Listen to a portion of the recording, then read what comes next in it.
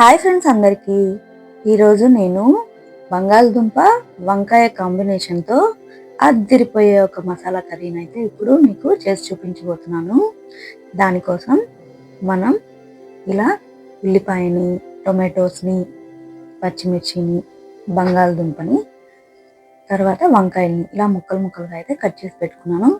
వంకాయలు కట్ చేసిన తర్వాత కొద్దిగా సాల్ట్ వేసి ఆ వాటర్లో అయితే ఈ వంకాయ ముక్కలను అయితే వేసుకోవాలి, లేదంటే నల్లగా అయిపోతాయి కదా.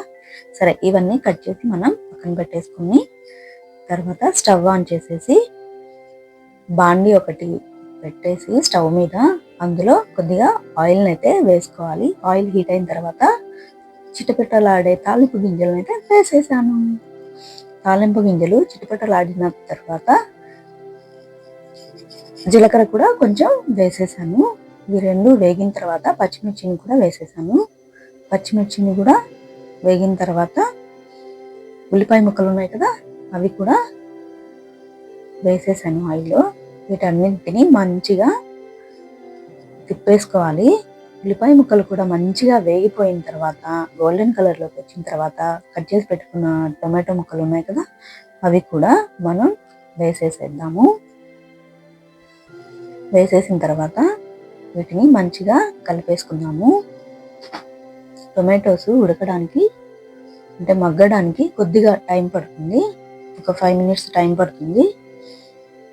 తాలింపులో మనం ఇవన్నీ వేసిన తర్వాత కొద్దిగా సాల్ట్, కొద్దిగా పసుపు కూడా వేసేసి తిప్పేసుకుందాము. పసుపు వేసిన తర్వాత కర్రీస్ అయితే మంచి స్మెల్ వస్తాయి కదా. తర్వాత ఉప్పు కూడా వేసేసాము. పసుపు కర్రీస్కి కలర్తో పాటు స్మెల్తో పాటు ఇది మంచిగా యాంటీబయాటిక్ లాగా పనిచేస్తుంది అన్నమాట. సరే, పసుపు ఉప్పు అంతా వేసేసిన తర్వాత టొమాటోస్ని మనం మగ్గించుకుందాము. టొమాటోస్ కూడా మగ్గుతున్నాయి. సరే, టొమాటోస్ అంతా మగ్గిపోయిన తర్వాత కారపొడి వేసాను 1 స్పూన్. తర్వాత ముక్కలుగా కట్ చేసి పెట్టుకున్న బంగాళదుంప ఉంది కదా, ఆ బంగాళదుంప ముక్కల్ని కూడా నేను టొమాటోస్లో అయితే వేసేసాను. బంగాళదుంప ముక్కలన్నీ వేసేసిన తర్వాత ఒకసారి చక్కగా కలిపేసుకుందాము. ఇవన్నీ వేసి కలిపేసిన తర్వాత వంకాయ ముక్కలు ఉన్నాయి కదా, అవి కూడా ఇందులో వేసేసుకున్నాము. బంగాళదుంపలు తర్వాత వంకాయ ముక్కలు మగ్గిపోవడానికి పెద్దగా టైం అయితే ఏం పట్టదు. ఇవన్నీ వేసిన తర్వాత ఒక 10 నిమిషాలు అయితే సరిపోతుంది. మనకి కర్రీ అనేది చాలా ఈజీగా అయిపోతుంది. సరే, ఇవన్నీ వేసేసి మంచిగా మగ్గించుకుందాము.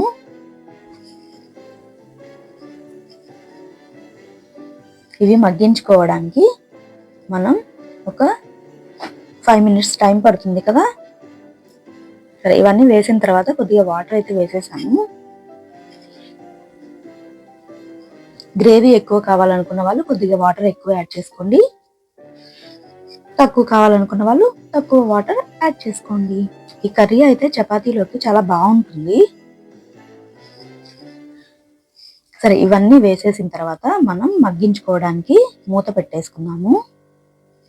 వంకాయలు మగ్గిపోవడానికి ఎక్కువ టైం పట్టదు కదా, త్వరగానే అవి ఉడికిపోతాయి. సరే, మనం ఇవన్నీ వేసిన తర్వాత మూత పెట్టేసుకొని ఒక 10 నిమిషాలు వెయిట్ చేద్దాము. సరే, అవన్నీ వేసి మగ్గిపోయిన తర్వాత నేను కొద్దిగా ధనియాల పొడి వేసేసాను. తర్వాత కొద్దిగా కొబ్బరి ఉంది కదా, ఆ కొబ్బరి పొడిని కూడా వేసేసి తిప్పేశాను. తర్వాత అల్లం వెల్లుల్లి పేస్ట్ వేసుకోవాలి. అల్లం వెల్లుల్లి పేస్ట్ నా దగ్గర లేదు, అందుకే కొద్దిగా అల్లము, తర్వాత ఒక 2-3 వెల్లుల్లిని అయితే నేను ఇలా చితక్కొట్టి క్రష్ చేసి కర్రీలో అయితే కలిపేశాను. అంతేనండి, ఇప్పుడు మనకు కావాల్సిన కర్రీ అయితే రెడీ అవుతుంది. సరే, అవన్నీ వేసేసాం కదా, మనం ఒక 5 minutes పాటు మగ్గించుకుందాము. సరే, ఒకసారి చూద్దాము మగ్గిపోయాయో లేదో. ఆహా, ఫ్లేవర్ అయితే మాత్రం అదిరిపోతుందండి. మనకి ఇప్పుడు కర్రీ అయితే రెడీ అయిపోయింది. చూడండి ఎంత బాగుందో కదా. టేస్ట్ అయితే మాత్రం అదిరిపోతుంది. చపాతీలోకి తర్వాత అన్నంలోకి కూడా చాలా అంటే చాలా రుచిగా ఉంటుంది. చాలా సింపుల్ గా ఉంది కదా కర్రీ కూడా. వీడియో నచ్చితే లైక్ చేసి షేర్ చేసి సబ్స్క్రైబ్ చేసుకోండి అబ్బా. మీరు కూడా ఒకసారి ఈ రెసిపీని అయితే ట్రై చేసి ఎలా ఉందో నాకు కామెంట్ సెక్షన్ లో అయితే చెప్పండి. అంతే, మనకి కావలసిన బంగాళదుంప వంకాయ కర్రీ అయితే రెడీ అయిపోయింది.